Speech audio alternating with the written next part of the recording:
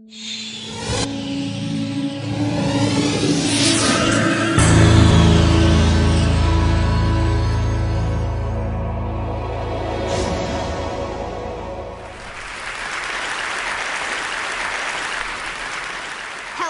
my name is Birke Baehr, and I'm 11 years old.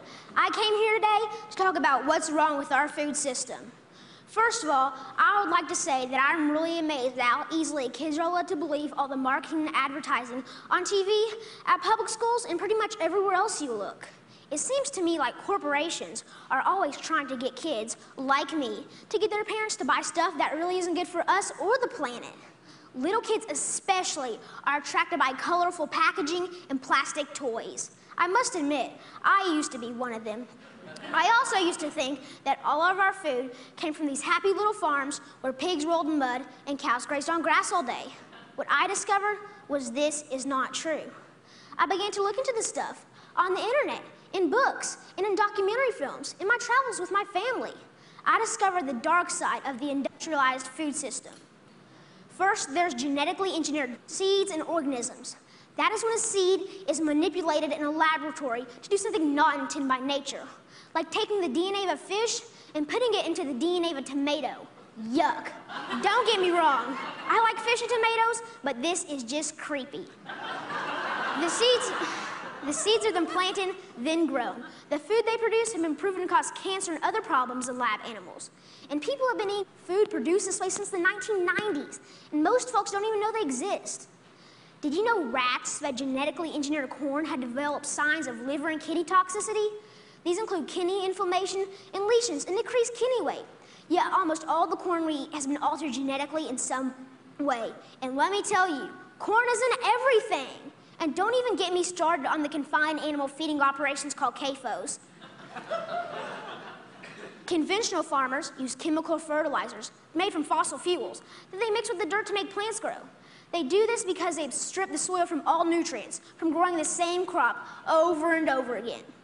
Next, more harmful chemicals are sprayed on fruits and vegetables, like pesticides and herbicides, to kill weeds and bugs. When it rains, these chemicals seep into the ground or run off into our waterways, poisoning our water too. Then they irradiate our food, trying to make it last longer, so it can travel thousands of miles from where it's grown to the supermarkets. So I ask myself, how can I change? How can I change these things? This is what I found out. I discovered that there's a movement for a better way. Now, a while back, I wanted to be an NFL football player. I decided that I'd rather be an organic farmer instead. That way...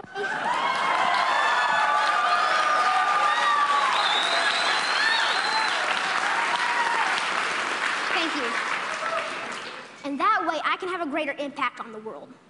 This man, Joel Salatin, they call him a lunatic farmer because he grows against the system. Since I'm homeschooled, I went to go hear him speak one day. This man, this lunatic farmer, doesn't use any pesticides, herbicides, or genetically modified seeds. And so for that, he's called crazy by the system. I want you to know that we can all make a difference by making different choices, by buying our food directly from local farmers or neighbors who we know in real life. Some people say organic or local food is more expensive, but is it really? With all these things I've been learning about the food system, it seems to me that we can either pay the farmer or we can pay the hospital. I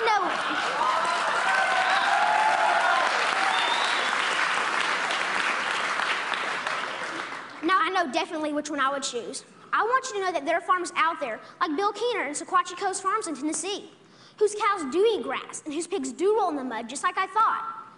Sometimes I go to Bill's farm and volunteer so I can see up close and personal where the meat I eat comes from. I want you to know that I believe kids will eat fresh vegetables and good food if they know more about it and where it really comes from. I want you to know that there are farmers markets in every community popping up. I want you to know that me and my brother and sister actually like eating baked kale chips. I try to share this everywhere I go. Not too long ago, my uncle said that he offered my 6-year-old cousin cereal. He asked if he wanted organic toasted O's or the sugar-coated flakes. You know, the one with the big striped cartoon character on the front. My little cousin told his dad that he would rather have the organic toasted O cereal because Birke said he shouldn't eat sparkly cereal. And that, my friends, is how we can make a difference, one kid at a time. So next time you're at the grocery store, think local. Choose organic, know your farmer, and know your food. Thank you.